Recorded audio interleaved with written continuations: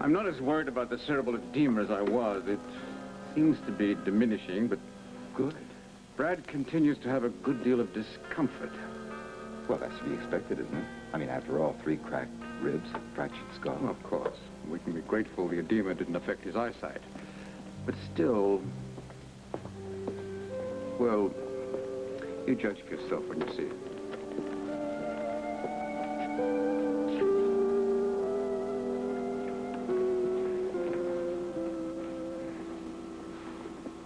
How are you, Brad? Not too bad, Ned. Except I'm sore all over. What could be causing that? Well, maybe just a few extra bumps and bruises that you hadn't been aware of until now. I'm a little concerned, Dr. Wilcox. The temperature was normal at noon, then just suddenly spiked up there. I thought the monitor might be off, so I checked him by mouth just to make sure. You didn't tell the patient? No, of course not. All right. Let's check it out. Mr. Clayton, I really do wish that you had not told Dorian Lord that you were Tina's father. Don't you realize how terrible it would be if she were to find out from someone else? Then one of us, or both of us, should sit her down and tell her. I have been trying to determine how that can best be done, but you won't even allow me time to breathe. Well, Mrs. Riley, I think I've allowed you ample time to tell her.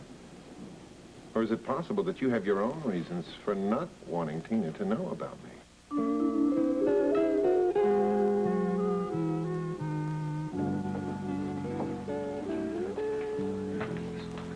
I'm going to be taking the exercise class, but I just had to stop by and ask you how Brad is. Well, he's doing fine, last I heard. It's going to be a long, hard pull, though. Would you tell him that... Tell him that I send him my best. Thank you. Of course I will. Good. Well, I better get changed if I'm going to be taking that class.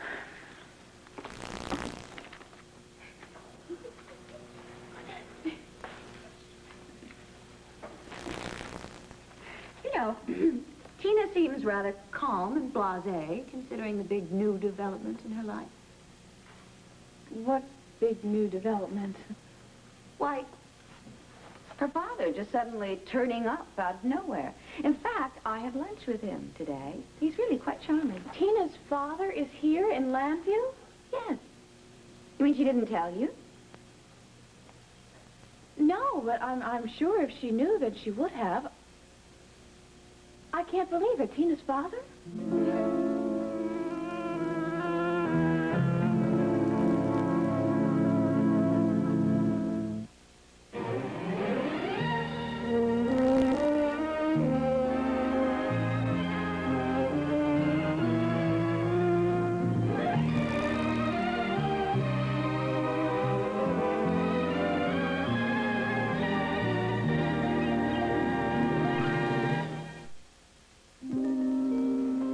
Sorry to cut short your visit, Dr. Vernon, but I want to make some tests. I want a CBC, chemistries, 2 blood cultures, urinalysis, and a chest X-ray. Yes, sir. What is this? I thought you guys were through running tests. Well, a doctor for a father, you should know better. We've never finished running tests. That's right. Actually, your temperature's a little high, and I just want to find out why. Maybe that's why I'm aching all over. Possibly. Walk you down to the elevator, Dr. Vernon? Right. Brad, I'll stop by again the first chance I get. All right. Thanks, Dad.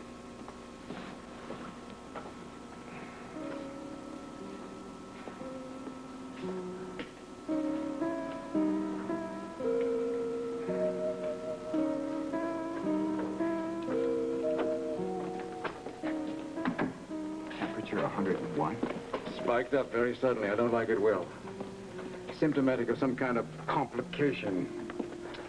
Let's hope it's not a serious one.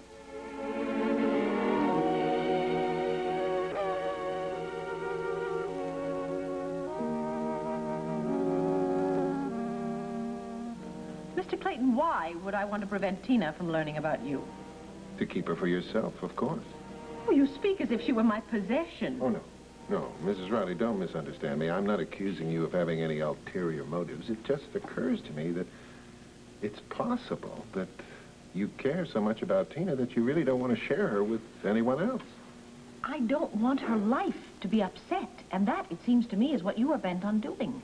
But as you said, if she finds out about me from some other source, isn't that just going to upset her even more?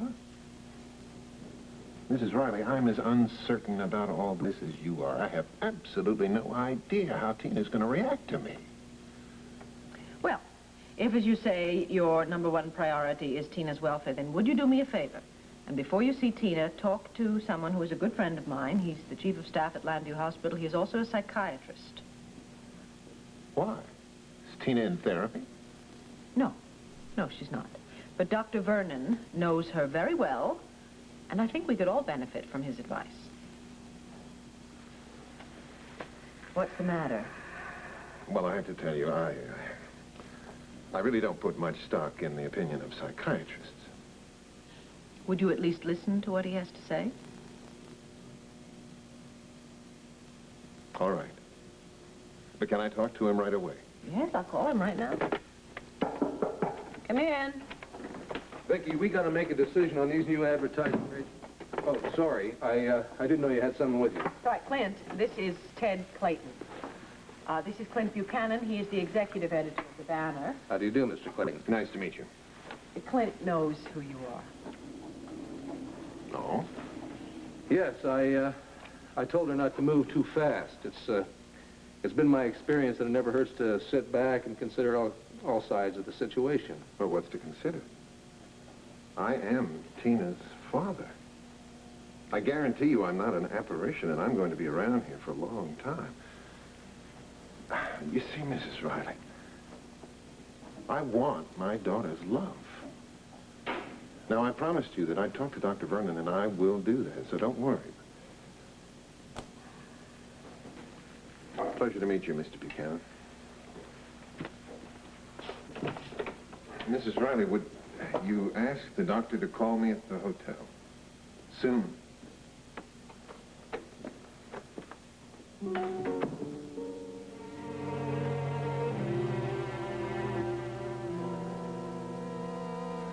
Ralph. Hi. What's the matter? Don't you say hello to your friends anymore? I didn't see you, Teen. Sorry. Of course, don't know how I could have missed you in that outfit. Well, that's okay. You're forgiven. So, tell me, where you been hiding yourself lately?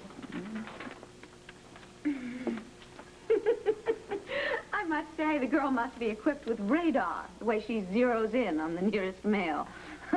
I think the last thing in the world she needs right now is a father. Are you sure that she doesn't know about him? Tina wouldn't be able to keep something like that to herself, Dorian. I wonder why Vicky hasn't told her. Oh, hi, Mrs. Lloyd. Hello, Tina. Sam, Nick wanted to know if you had the schedules for that new exercise class, if they were up here. Yes, I ran off some copies this morning. Excuse me. So, Tina, tell me, what's new and different in your life? Not much. Oh, Sam, did I tell you I had a real nice talk with your dad? He is just great. He's so understanding and sympathetic. And how is your Aunt Vicky? I saw her eating in the same restaurant as I was this afternoon. She was with Clint Buchanan, though they were so busy talking, I didn't want to intrude. Oh, yeah, I know what you mean. Every time I go in her office, he's in there. I guess they're settling the fate of the world. Tina, I think this is the schedule that Mick was looking for.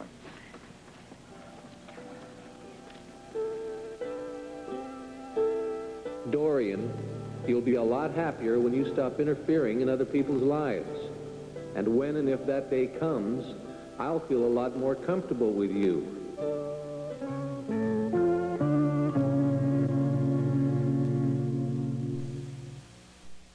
The nerve of that man. Really, the nerve of him. He completely ignores his daughter for 16 years, and he shows up here and expects me just to kick over the apple cart. You know what? What? I think you ought to hire yourself a private investigator and let him go to work on Mr. Ted Clayton. No, I don't think so. Why not? Because he would find out he was being investigated, I would be the natural suspect, and I would certainly feel a backlash. You mean from Tina? Yes, from Tina. She's going to find out someday. And even as difficult as she's being right now, I love her very much, and I don't particularly want to do anything that would turn her against me. Oh, Clint, I wish Joe were here. He would know what to do. He could talk to the man. He could size him up. I'm sorry. It's neither here nor there. Well, thank you for all your help. I'm sure I'll find a way to deal with this. Of course you will. Let me make some inquiries on my own. Does Richard know about this? Yes. Good, then I'll put him on it. I won't bother you with this now. You can look it over at your convenience. Thank you. You know, the terrible thing is that I can't stop Tina from going off with a total stranger. I mean, I can't forcibly detain her against her will, can I? I guess the only thing to do is to try and reach Dorian, see if I can't stop her from spreading that story around. She said she was planning on spending the afternoon at the health club. You can probably reach her there. Thank you.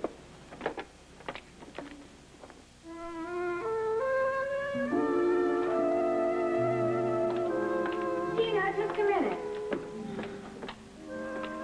I just wanted to say that really working at the health club has done you a lot of good. You've become a woman overnight. Well, thank you. And would you please tell that to my aunt the next time you see her? I will.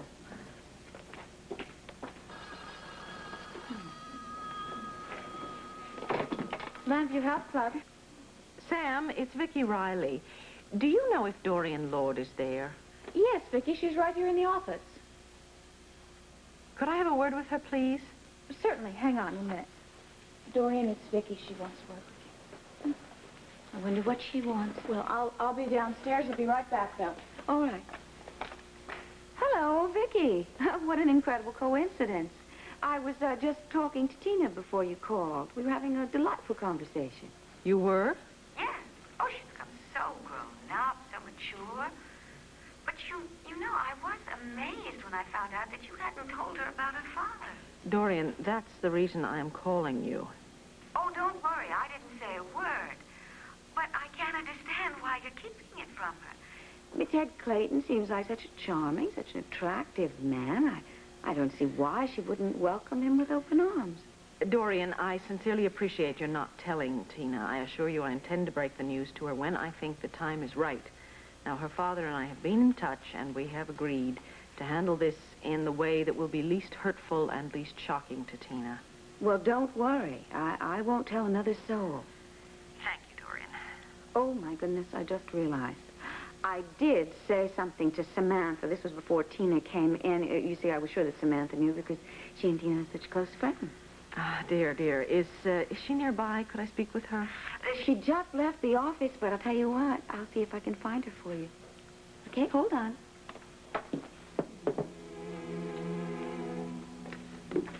Oh, Samantha, Vicky wants to speak to you. Oh, all right, thank you. Oh, Mrs. Lord, will you do me a great big favor? Will you Sure. tell the class that I'll be there in just a minute? Oh, I will. In fact, I better hurry and change or I'm going to be late You myself. better. Thank you. All right. Oh, Meg. You didn't have to come down this trouble. You didn't have to come up here. Well, in fact, why don't I take these schedules and I can pass them out to the people as they arrive.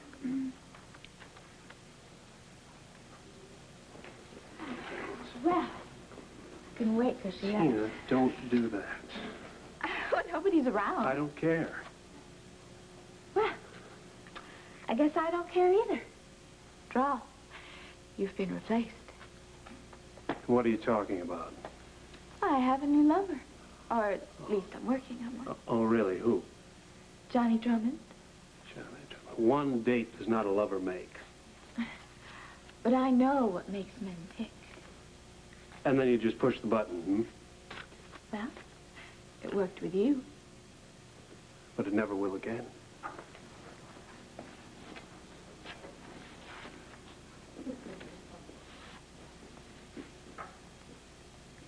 That's what you think. Right, Vicky. Well, don't worry. I won't say a word. Thank you very much, Sam. I knew I could count on you. Bye-bye. Well, we bought ourselves a little bit of time at least. Neither Dorian nor Samantha have said anything to Tina, and they promised that they wouldn't. Vicky, I've got Clark Williams in my office. Abbott, don't you ever knock anywhere? Oh, I'm sorry, Vicky. All right, all right. Well, listen, isn't this the guy that you wanted to sign for that new column? Yes, Richard, but... Well, we can't take a chance on losing him. Now, look, I just thought that maybe if you just go out in the hall and stroll by my office, just happen to see him in there, go in and introduce yourself. Richard, I am up to my ears at the moment. But we can't take a chance on losing him again. Besides, he just said that he's probably going to leave for a cabin somewhere up in the Maine mountains tonight. Well, for heaven's sakes, I can certainly take the elevator to the 5th floor rather than have to tromp through the Maine mountains. Hold the fort, I'll be right back. Cup of coffee? No, but you go ahead. I'm sure Vicky won't mind. Boy, she looks like she didn't get a wink of sleep last night. Well, would you have? You know about Ted Clayton, don't you? No, what's going on with him? Well, the cat's damn near out of the bag, that's what. We gotta move fast. We? Yes, we. She vetoed my suggestion to hire a private eye to check up on Clayton, so I want you to do some detective work. Quietly, if that's possible for you, and see what you come up with. Gotcha. Now, look, you're staying at the Ambassador Hotel in Philadelphia. You can start there. Okay. And Abbott, don't mess this one up. Don't worry, I'll be so discreet, I'll be practically invisible. See you later.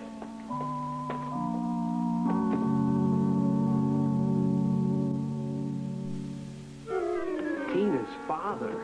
And she doesn't know yet? That's right. But the problem is that Dorian does. She met him this afternoon, and somebody introduced him as Mr. Clayton, and... Well, you see, Vicky just doesn't want this information to go any further. Well, I certainly won't tell anybody. You know something? This might be exactly what Tina needs. To distract her from us a little bit.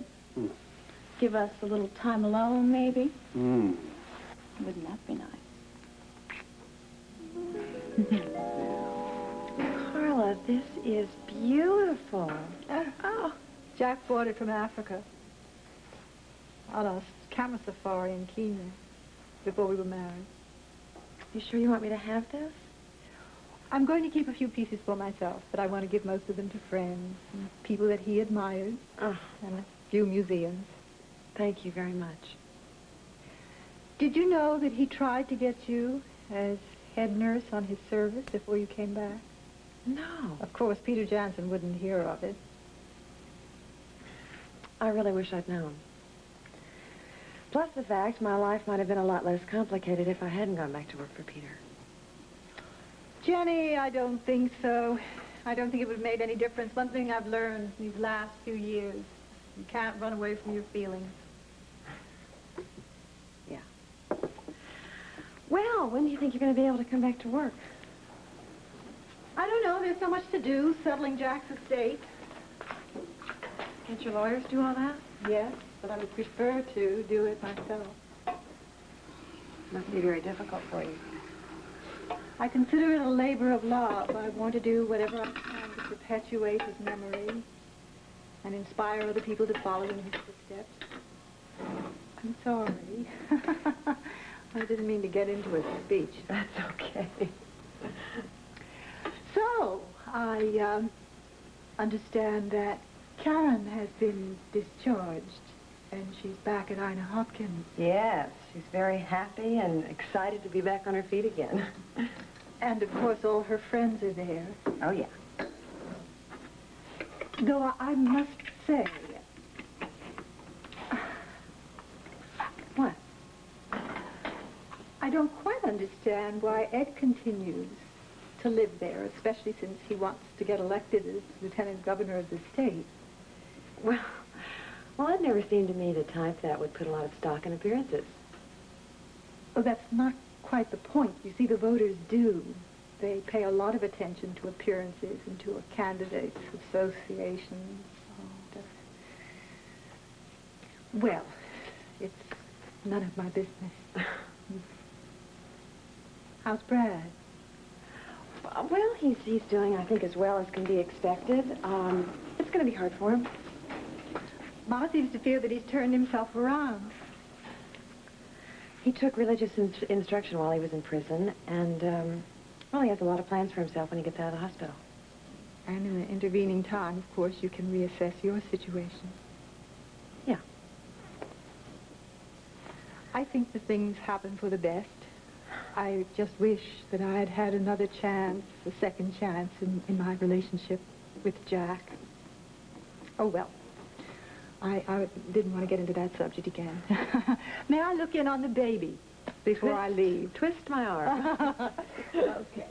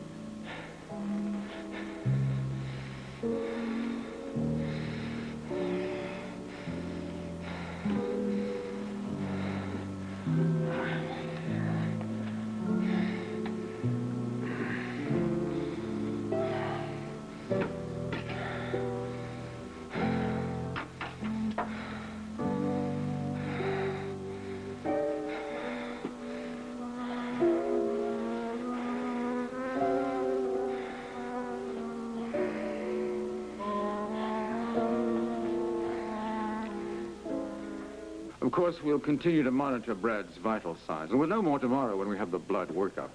Your analysis should tell us something right away. Yes, if it's positive. Excuse me. Dr. Wilcox, Brad's temperature's up from almost 39.9. His BP has dropped to 90. All right. Get me the results of his urinalysis as soon as possible, and let's change his IV, increase the fluids, and we'd better start him on broad-spectrum antibiotics. Right, sir. Let's take a look.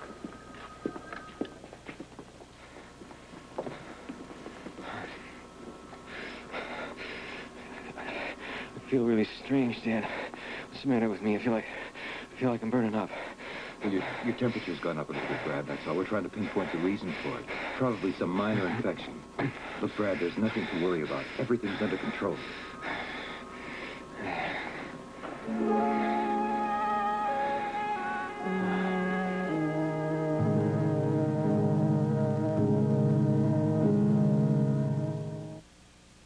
One Life to Live will continue in a moment.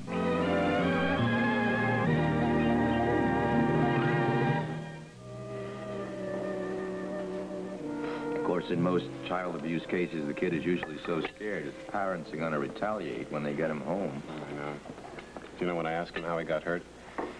Poor little fella bit his lip, burst into tears, and wouldn't say another word. Yeah. Captain Hall? Hmm. The resident on duty says that you can speak with the little boy that we brought in. Good.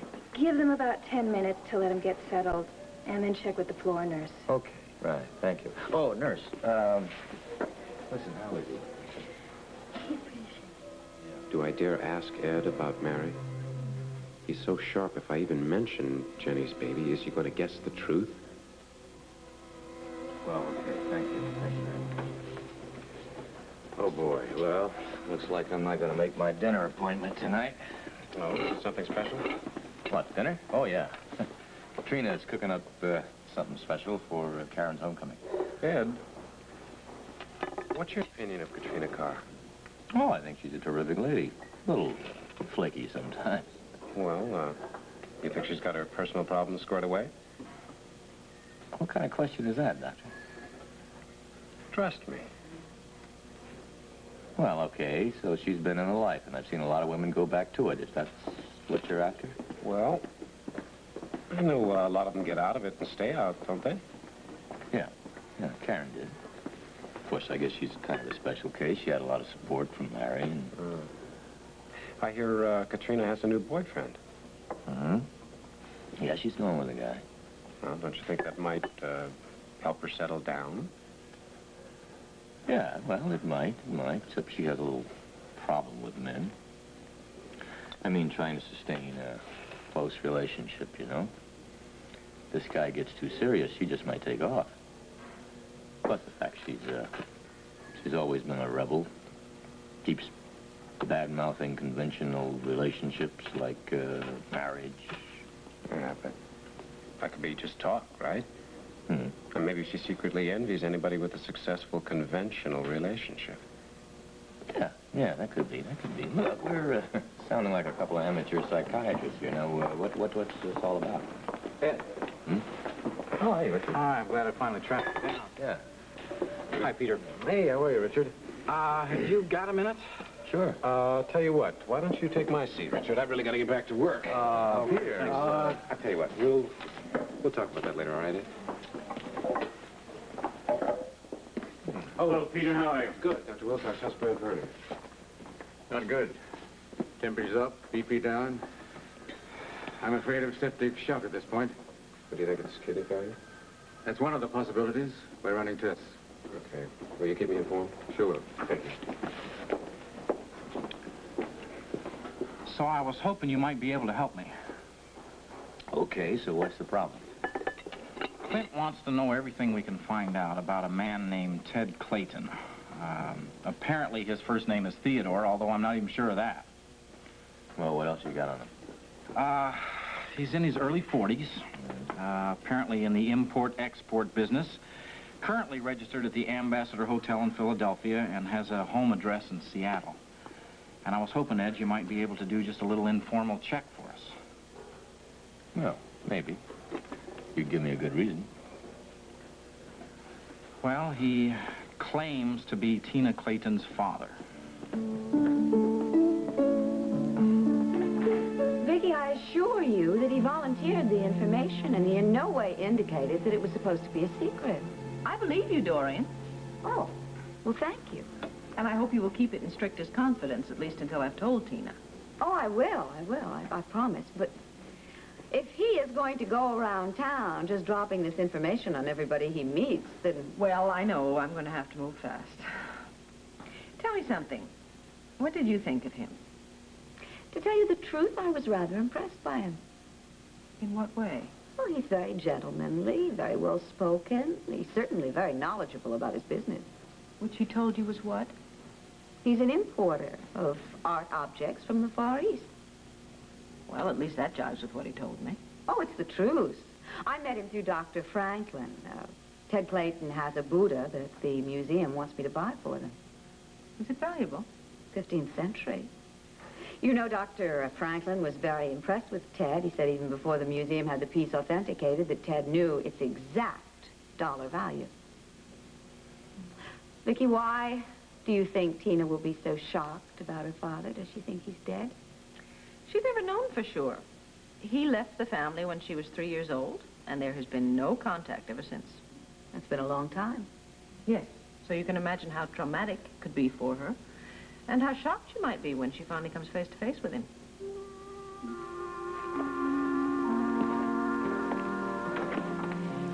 Dr. Vernon, I might as well tell you, the only reason I'm meeting with you is that I promised Mrs. Riley I would. She seems to think it's going to be a terrible shock to Tina when I present myself. Well, I don't doubt that, Mr. Clayton. After all, 16 years without one single word from you? No, wait a minute, wait. Don't you see? I presumed that Tina's mother was still alive.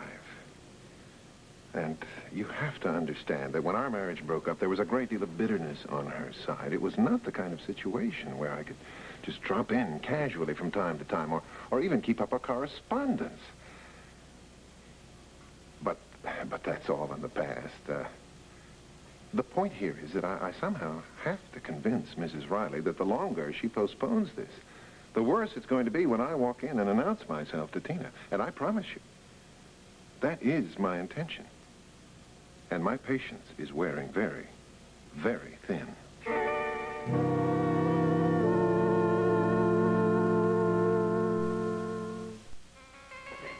Mr. Clayton, you seem to have the notion that Mrs. Riley is being unusually possessive about Tina. Oh, well, isn't she? No, not at all. Well, something is certainly holding her up. Tina, herself. She's in a state of very sensitive emotional balance. Has been ever since she came to live with Vicky. But why?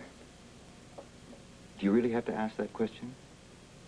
Deserted by her father?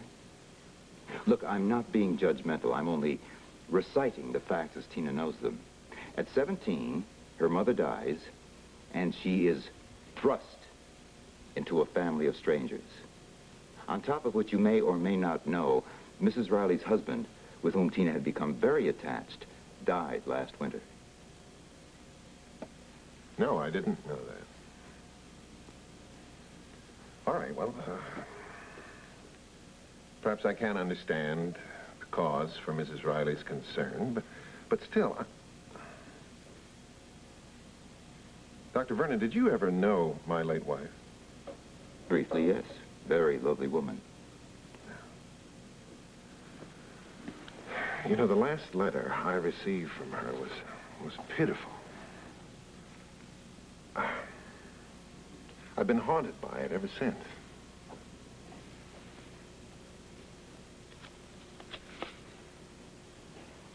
Mr. Clayton, tell me a little about yourself. Well, why should I? Well, the more we know about you, the better Vicky will feel. Well, what would you like to know? Any relevant facts about your life in the past 16 years? For example, did you ever remarry? No. Why not? Well, I never met the right woman. Frankly, no one could ever measure up to Irene. Well, if you cared for her that much, why did you leave her? Oh, no, I didn't. Well, I am the one who moved out of the house, I admit that, but you have to understand that we were growing apart long before that, Dr. Vernon. And of course, as soon as I moved out, Irene moved back with her family right away, which is what she'd been wanting to do all along, I think. And you feel they interfered? They maybe turned her against you? Oh, yes. I was always an outsider. They never approved of me as a husband, socially or financially or any other way. They disapproved totally when Irene left college to marry me. But I left the seminary for her. I left the priesthood for her. Look, I don't see the point in going into all of this. Is it really that painful? Yes, yes it is. Is that so hard to understand? All right, Mr. Clayton. I won't bother you any further. Thank you for your time. Well, what's the verdict? Verdict? Are you going to recommend me to Mrs. Riley? Am I finally going to be allowed to see my daughter, or have I just jumped from one power and wealth situation into another one? I'm sorry, I don't understand. Irene's family took Tina away from me before. Is history going to repeat itself? Is Mrs. Riley going to try to do the same thing?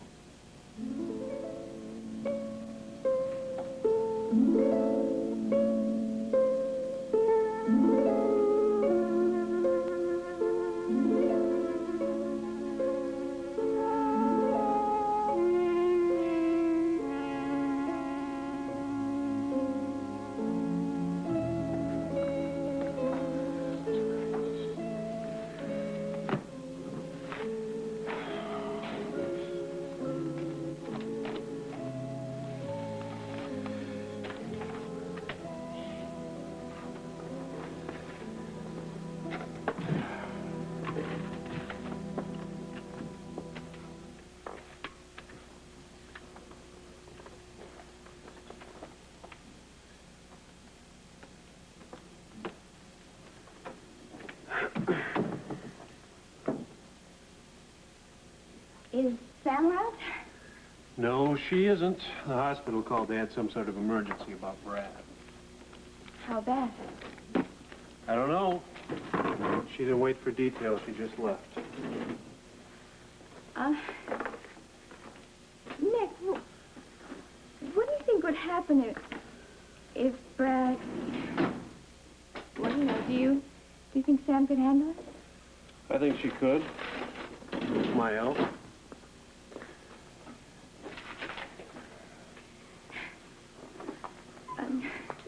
You know, Nick, I wish you didn't feel so guilty about it. Well, I don't know. I don't think a little guilt ever hurt anybody.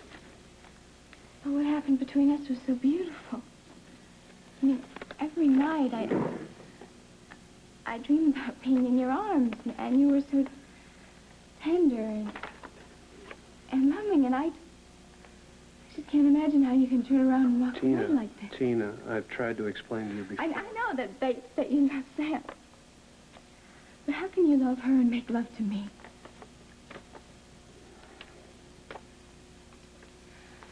You can't you? And you would. You'd do it again in a minute, wouldn't you? Tina, would you please just get out of here?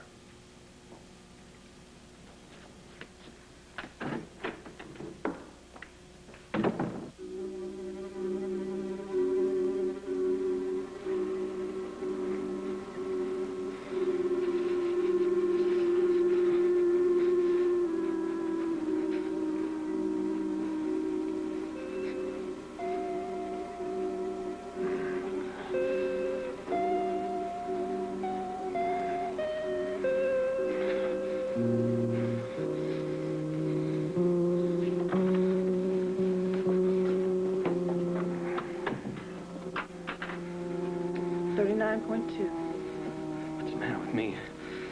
I'm just cold. Doctor, can't you do something?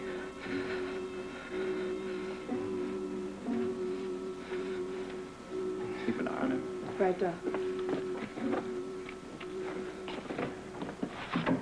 What's wrong? What's happened? I'm afraid he's septic. His urinalysis shows an infection. We're giving him broad-spectrum antibiotics.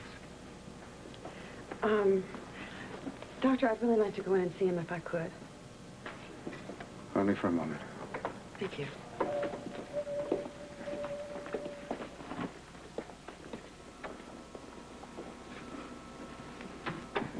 Hi, Christine. Hi, Jenny. Hey there. How are you? What is this? I thought we made a deal. No pity. And no visits for a while. Oh, I was just in the neighborhood. Yeah, well, lucky for me you were. Oh, it's a good thing I'm married to a nurse. I seem to need one more than most people.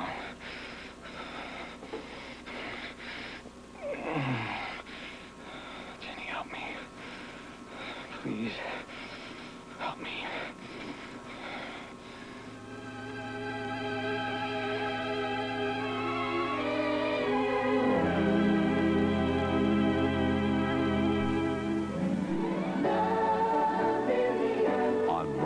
Kindly spare me the information that I'm old-fashioned. I know very well that I can't control your sexual urges and that you will sleep with whomever you want, but not in my home. And on Genival Hospital. No, I wouldn't do that if I were you. Some men don't like to hit women, but I don't mind at all. You know what? You'll never be free of me. I'm never going to give you a divorce. Ryan's Hope, Genival Hospital. Weekdays.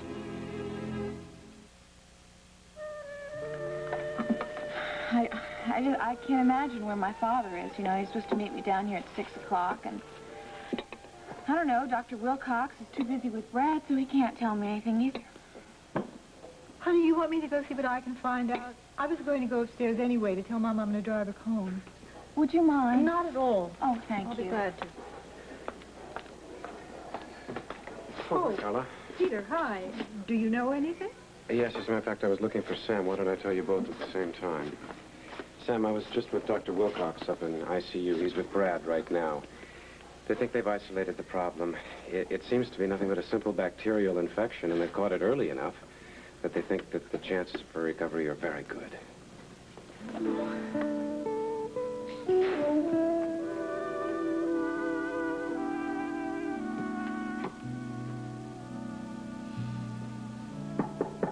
Come on in. All right, 6 o'clock, time to knock off. Well, I was just waiting here, hoping Will Vernon would call. You haven't heard from him? Nope. Of course, that can only mean that he's still with Ted Clayton, that they're trying to make some sense out of this whole thing. Well, he knows how anxious you are. If there was anything to report, he'd have been in touch. He also knows that I'm going to have to tell Tina just as soon as possible. Clint, too many people know about this. I'm terribly afraid someone is accidentally going to let something slip. Who all does know besides you and me and Will and Richard, of course? Well, Dorian, Becky, Samantha, and I expect she's told Mick Gordon by now. By the way, I meant to tell you, Dorian came by this afternoon to tell me that she certainly wouldn't say anything to Tina. I thought that was rather nice of her. Hi. I was nearby and I thought that what's the matter? Nothing at all. You took me a bit by surprise. Why don't we go home?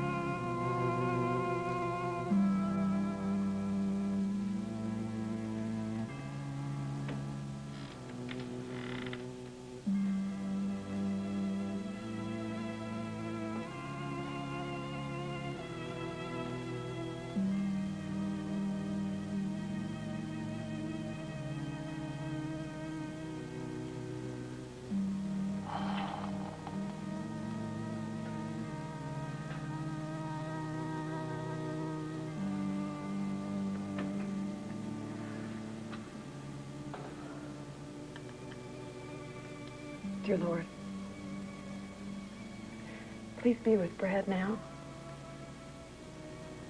Give him strength. And if it be your will, spare him so that he can turn his life around and prove himself to you. I really believe that's what he wants to do. I really believe he has finally put his trust in you.